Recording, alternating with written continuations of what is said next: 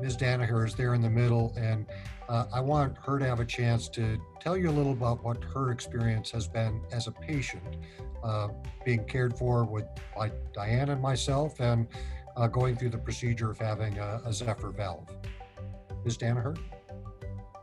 And I'm now, since I've had the bronchial valves, I'm now walking like 5 miles a day.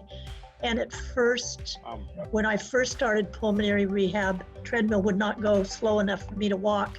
And it was just a beautiful experience in terms of education. When you're suffering shortness of breath with everything that you do less.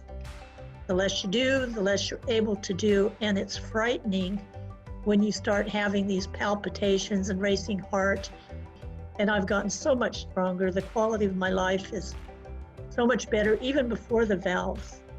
But since the valves, it's increased exponentially.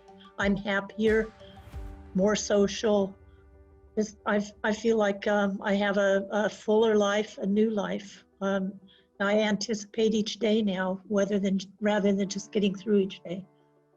And I expect that to continue.